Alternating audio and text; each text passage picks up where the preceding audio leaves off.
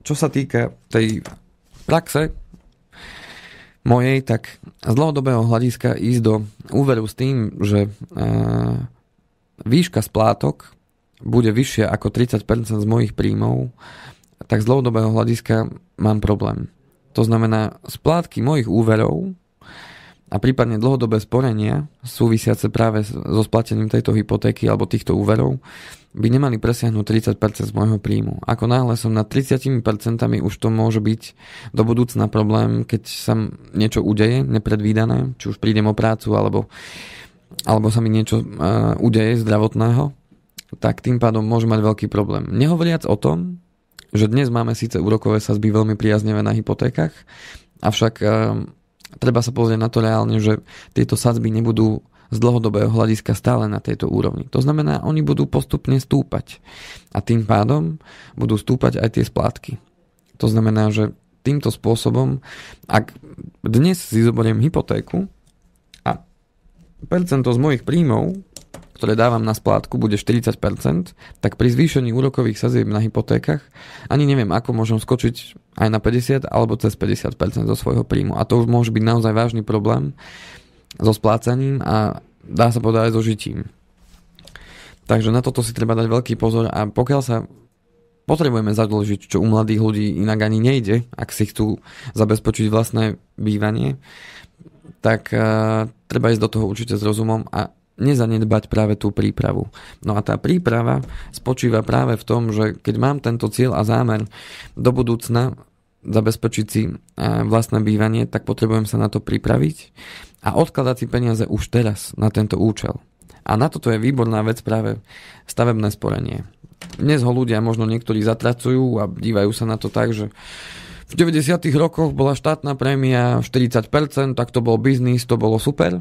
Avšak treba si to dať do kontextu s tým, že 40% to síce bolo, avšak aj úrokové sadzby na úveroch vtedy boli cez 20, cez 30% a to boli bankové úvery. Pozor, nie úvery nebankoviek. Tie začali fungovať až potom neskôr. To znamená, že tá výška štátnej prémie kopíruje úrokové sadzby na trhu.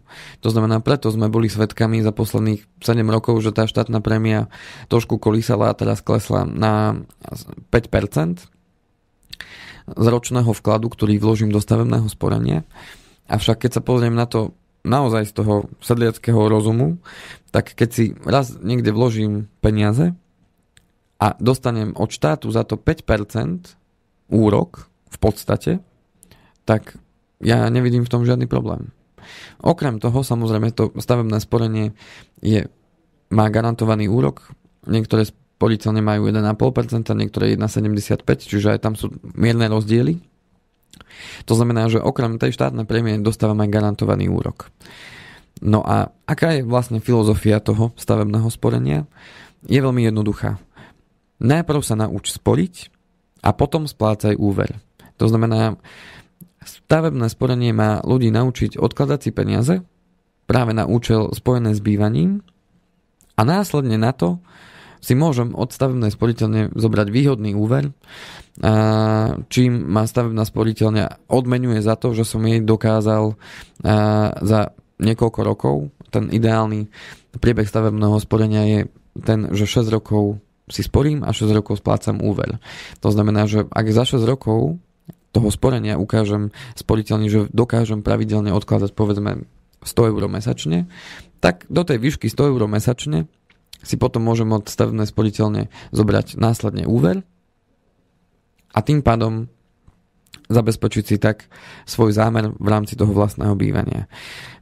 Čo chcem týmto povedať je to, že môj odkaz mladým a nielen mladým ľuďom je práve to, že nech nezatracujú stavebné sporenie a nech naozaj využijú to, čo štát ponúka, lebo štát už toho veľa neponúka v rámci nejakých zliav alebo nejakých prémií, odmien. Takže stavebné sporenie je jedna z tých vecí, ktoré ešte stále fungujú. Tak môj názor je ten a odporúčam ho každému využívať. Práve či už na veci spojené s bývaním alebo nie. Po prestávočke, ktorú si momentálne dáme, tak si povieme niečo viacej o tom, ako viem využiť stavebné sporenie a ako to vieme využiť na iné účely ako len bývanie.